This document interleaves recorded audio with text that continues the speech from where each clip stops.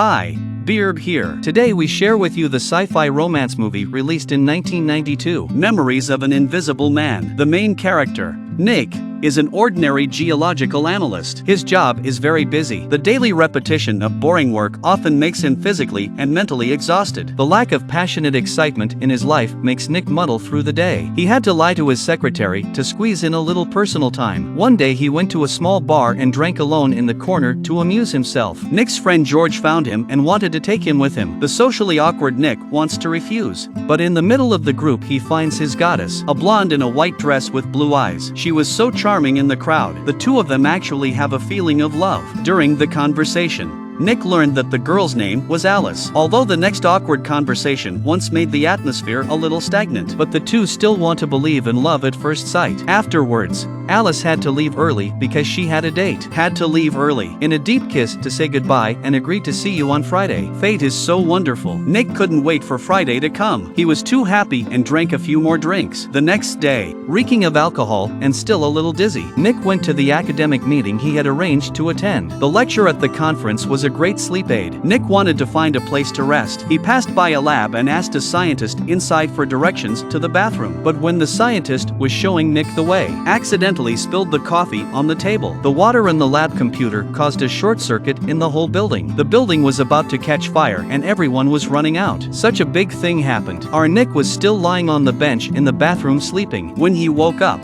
Nick was stunned by what he saw. Everything around him had become incomplete. He could touch, but could not see parts of it. The crowd outside the building was also stunned by all this. Then Nick went to the mirror, found himself invisible. In the mirror, he had nothing but a floating hat. Nick shouted to the people downstairs to call for help. Agent David saves Nick. Nick didn't want to be treated like a rat and become a research subject. He still had his date on Friday in mind. David wanted to take advantage of Nick's invisibility, so he made up a bunch of rhetoric to fool Nick. Just when Nick was in disbelief, another agent behind him fired a tranquilizer gun at Nick. Now you see the agent's true purpose. He used his invisibility to knock over some agents and flee the scene. Nick runs out and tries to stop a truck to go home, but the truck driver couldn't see Nick and almost ran him over. Fortunately, there was a drunk on the side of the road. Nick knocked him out with his suitcase. He used the drunk's body to call a cab. Back home, Nick became a transparent person's life, became a mess. The food that he ate in his stomach appeared out of thin air. This made him so sick that he was afraid to eat again. He wanted to eat a Chinese fast food and could not even pick up the chopsticks. At this time, Alice called to confirm Nick's appointment on Friday. Nick called his assistant to tell him that he was sick and couldn't go to work. Agent David was not willing to give up on Nick like that. Luckily,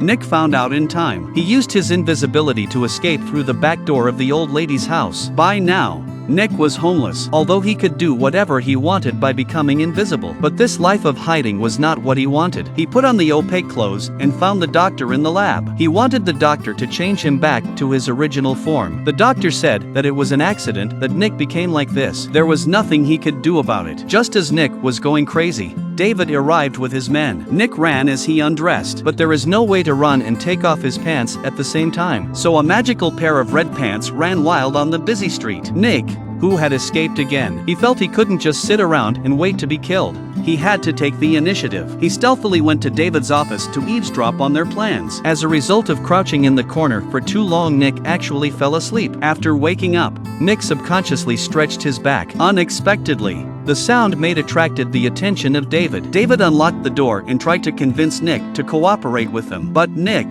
who had already seen David's true face, could not give in. David and Nick struggled with each other. Nick pulled out the drawer and grabbed a gun and took David away again, realizing that he might not be able to go back to the way he was. Nick ran away to a suburban villa in George's house and lived a reclusive life. He used the phone to invest money and order takeout, and the date with his goddess on Friday has to be missed. Suddenly, one day George brings Alice and his friends to the villa for a vacation. Nick is caught off guard. Some clues led George to suspect that someone had been here. Nick hid in the corner and watched the goddess Alice. He can't let go of his feelings for Alice. At night, a lecherous man finds Alice and tries to make a move on her. Angry, Nick pulls the guy away from him and makes him fall to the ground. Now the creep thought Alice had special powers. He was so scared that he ran away. The next day Nick called Alice to confess to her. Alice saw Nick remove the straps layer by layer to reveal the transparent body. She fainted on the spot. Alice woke up in shock. She is also deeply in love with Nick. She gradually accepted the fact of Nick's invisibility. She cooked delicious food for Nick and gave him makeup so that he could see Nick, so the two can finally date normally. On the other hand,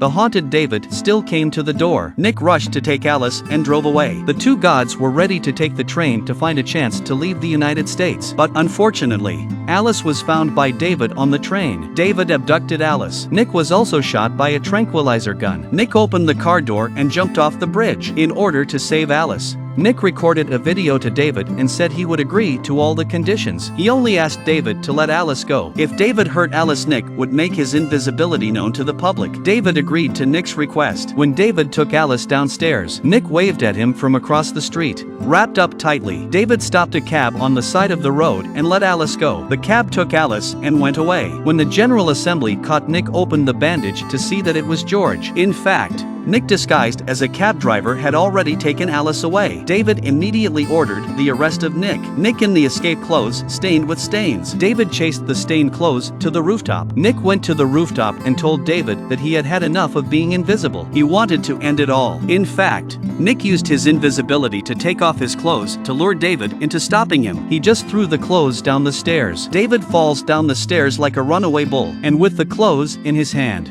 Nick looks like a clever bullfighter. The end of the film. Nick and Alice arrive at the snowy town they agreed to go to. Nick is looking more and more like a normal person in his thick ski clothes. The surprise is that Alice is pregnant. A happy family of 3 is about to be born.